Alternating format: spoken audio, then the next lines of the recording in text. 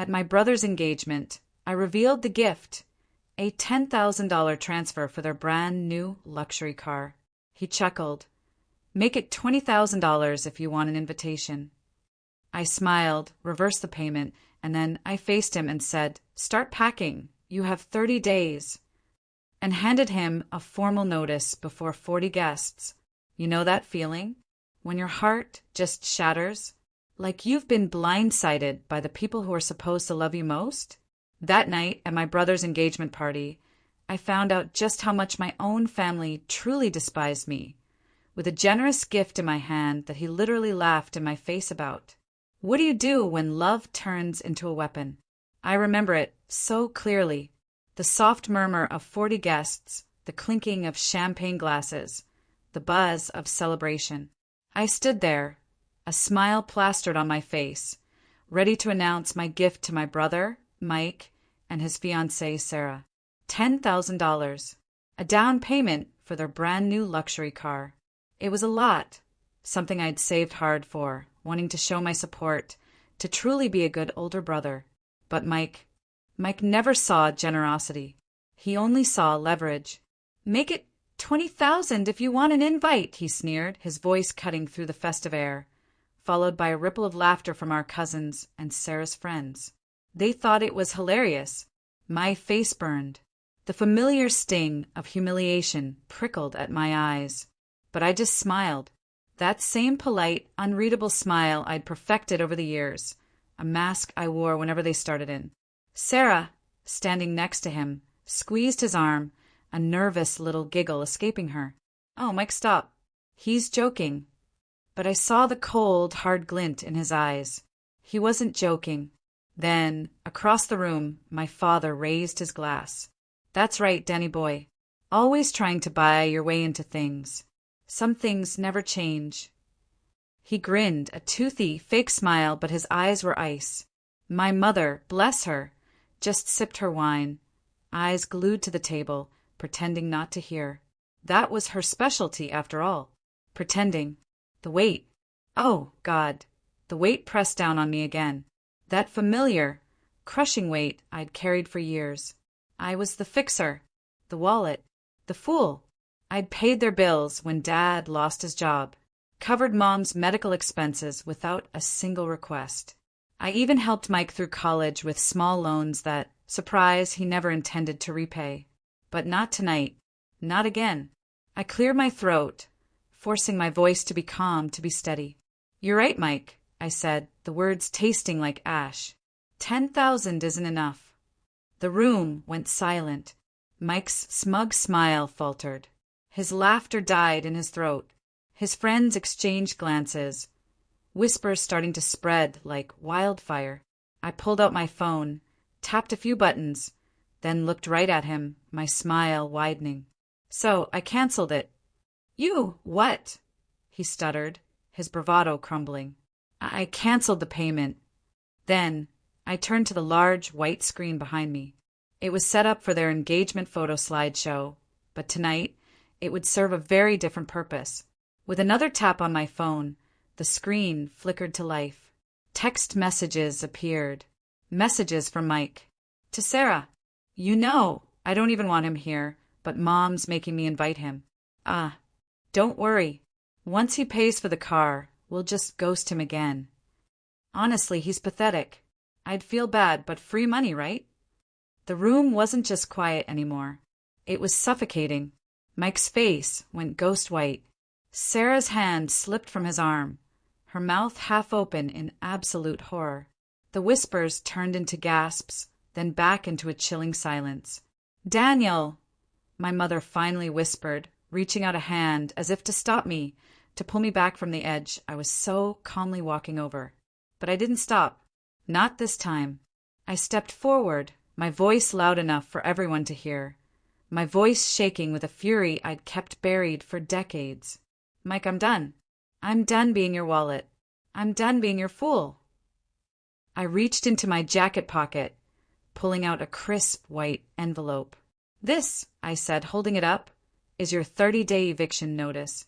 You and Sarah have until the end of the month to pack up and leave my apartment. His eyes bugged out. You can't do this, he sputtered, utterly lost. You can't just, I can, I interrupted, my voice like steel. And I will. I placed the envelope on the table, right next to their untouched champagne glasses. Congratulations on your engagement, I said, letting all the bitterness I felt drip into those words. But this is the last time you use me.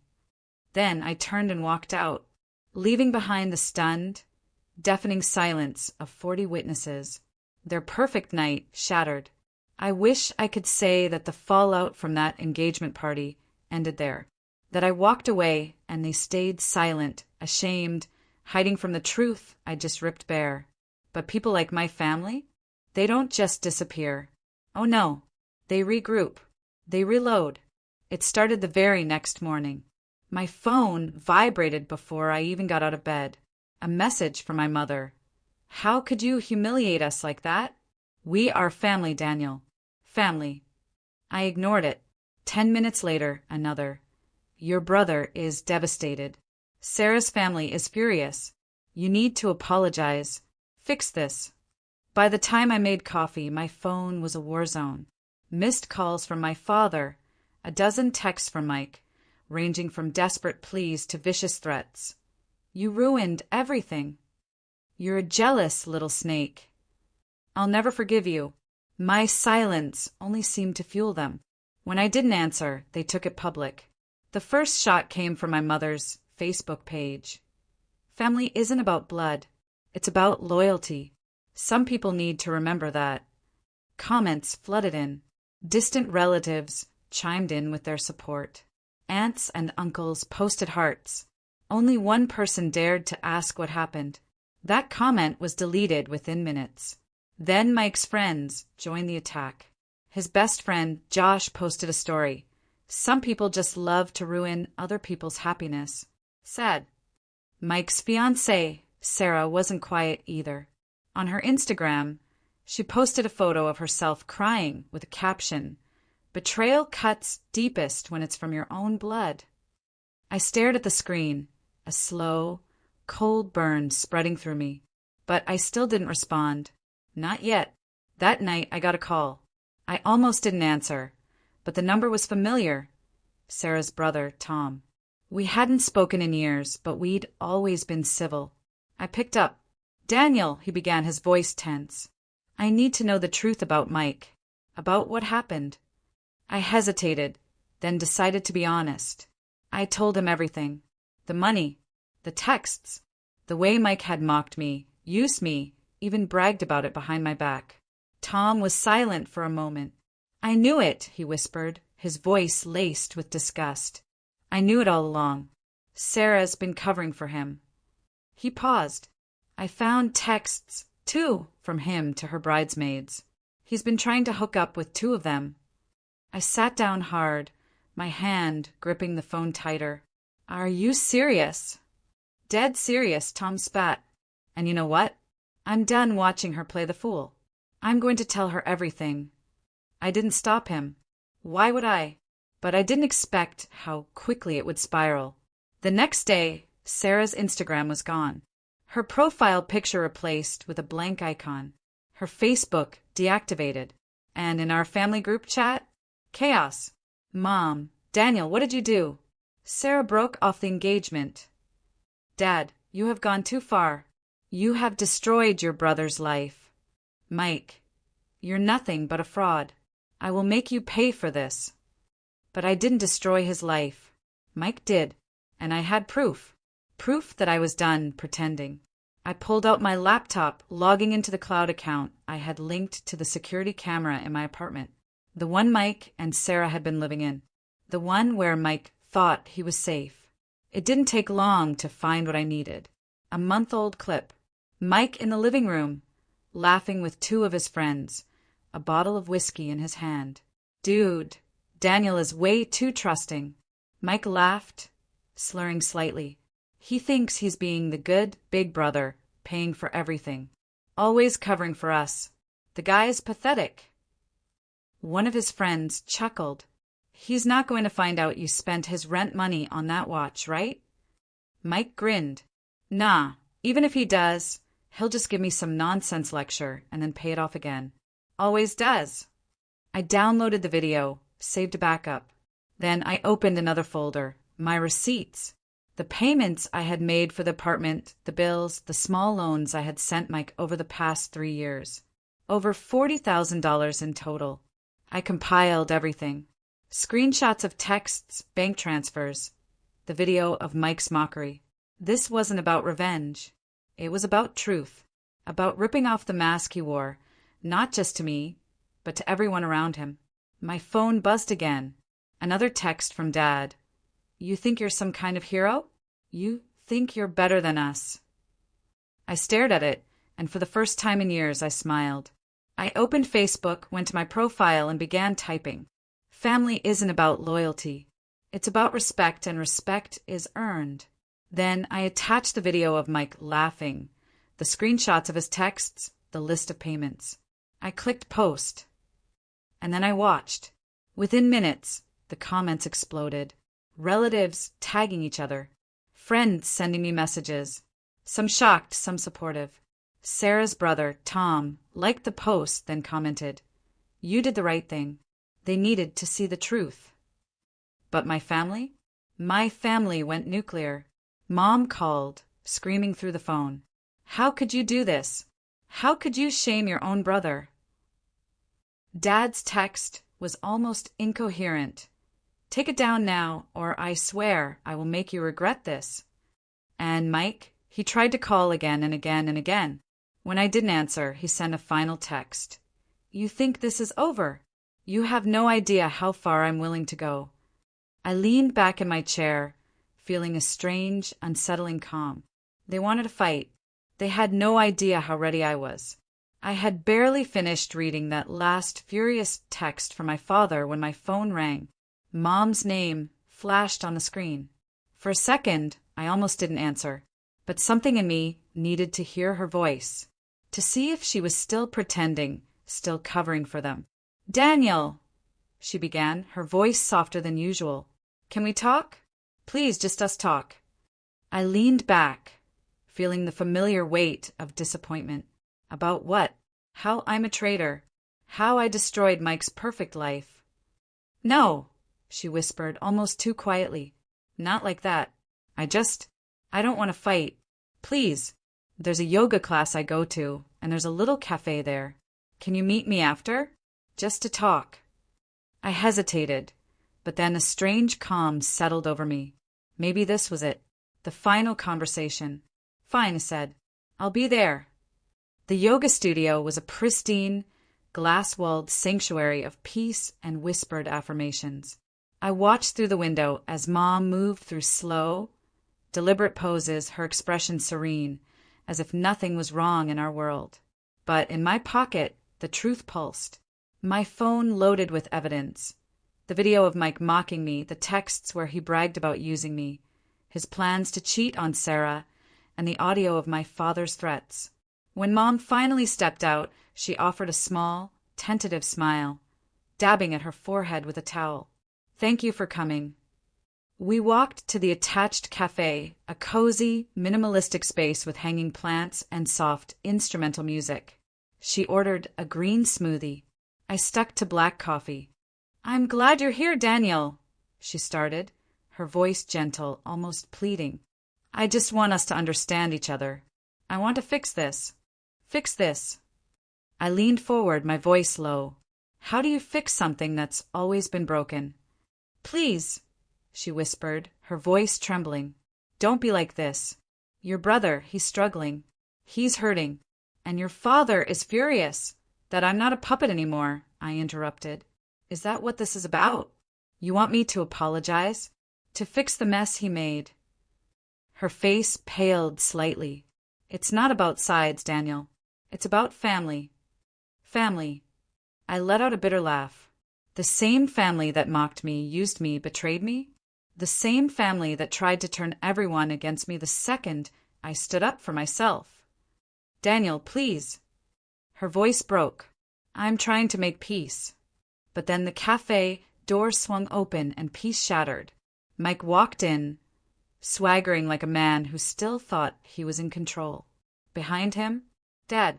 His face wore that same old glare, the one that always meant trouble. Mom's eyes widened. "You two weren't supposed to." "Save it, Mom," Mike sneered, pulling out a chair. "We figured this little talk could use some honesty."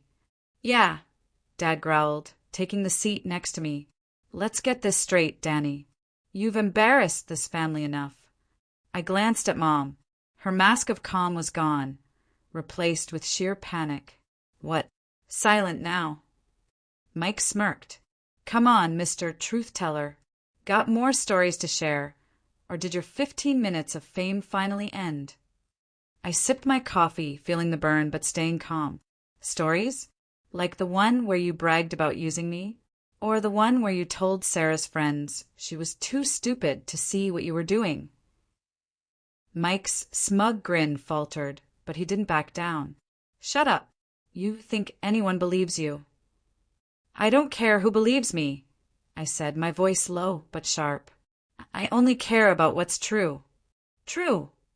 Dad leaned in, his voice a snarl.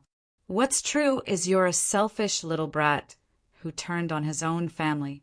You think you're better than us." "I think I'm done with your games." "Games?" Mike laughed, leaning back. "Dude, you've always been a joke. A desperate little loser trying to buy respect." I smiled. "A joke, huh?" I pulled out my phone, tapped a few buttons, and the large TV screen in the cafe, normally used for fitness tutorials, flickered to life. Mike's voice boomed through the speakers. "Daniel is always so naive.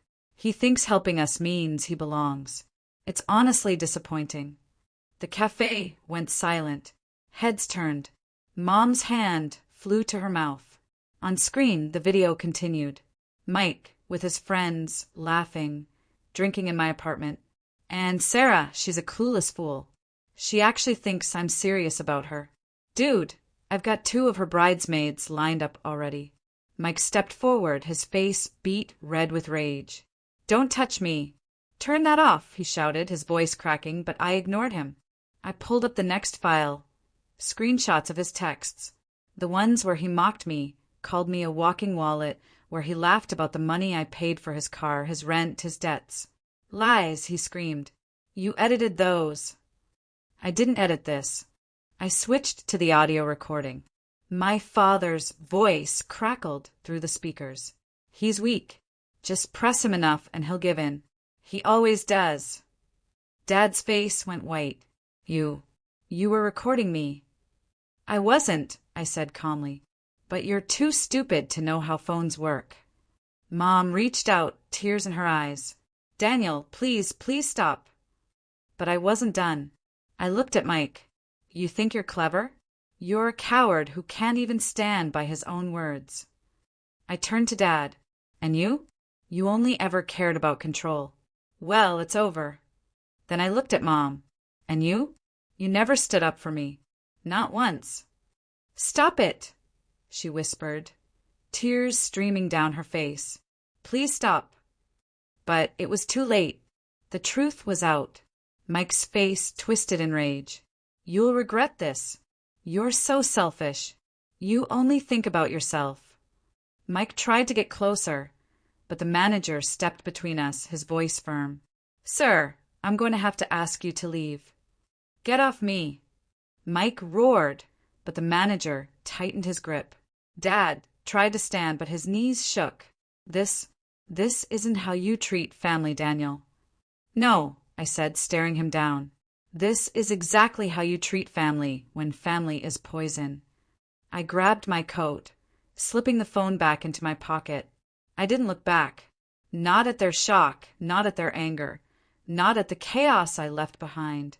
When the door swung shut behind me, I felt the cold air hit my face, but for the first time in years I could breathe. I returned home, and the silence was like a warm embrace. No angry voices, no guilt-tripping texts, just the low hum of my fridge and the rain tapping against my window.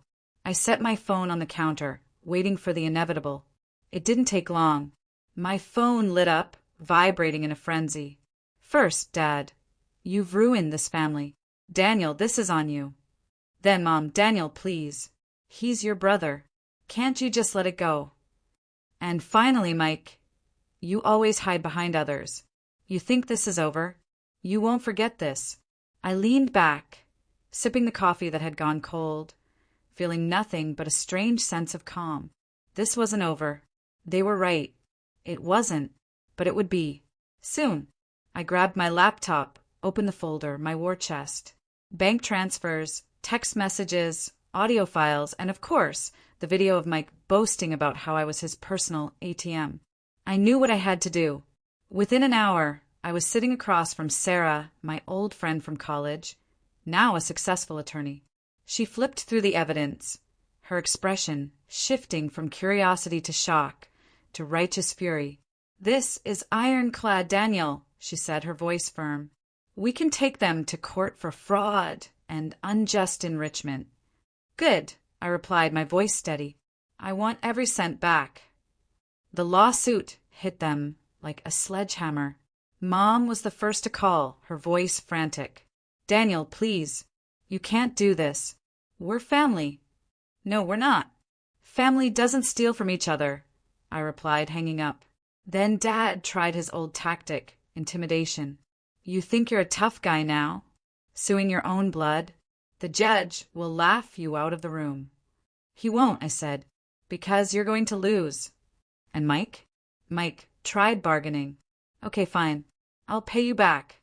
Just drop the case." "Oh, pay me back." I laughed, genuinely this time. "With what? The money you wasted on luxury watches? Or the car you can't afford?" The silence on the line was everything I needed to hear. In the courtroom, the truth was a sledgehammer. My lawyer laid it all out. The payments I'd made for Mike's rent, his luxury car, the endless loans that were never repaid. The video of Mike bragging to his friends about how he was using me played on the screen. Mike shifted uncomfortably in his chair, his face pale. Mom sat in the gallery, dabbing her tears with a tissue. Dad stared straight ahead, his jaw clenched. Mike's lawyer tried to argue that I had willingly helped my brother, but Sarah countered. Helping a family member is one thing.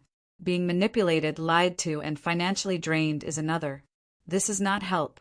This is fraud. The final blow came when I presented the audio recording of Dad's voice. Just press him enough and he'll give in. He always does. The judge's expression hardened. The gavel fell. I rule in favor of the plaintiff. Michael Connor is ordered to repay the full amount of $43,000 to Daniel Connor, plus damages for emotional distress. Furthermore, the court finds that Mr. Connor's actions were a clear abuse of trust. Mike's face went blank, his mouth opening and closing like a fish gasping for air. Dad's knuckles turned white as he gripped the edge of the bench. I stood up, feeling a monumental weight lift from my chest. I was free. The fallout was immediate. Mike tried to reach out, begging me to work something out. He promised to pay in installments, to fix things. I blocked him. Dad left me a furious voicemail calling me a traitor, a snake, a disgrace to the family. I deleted it without listening to the end.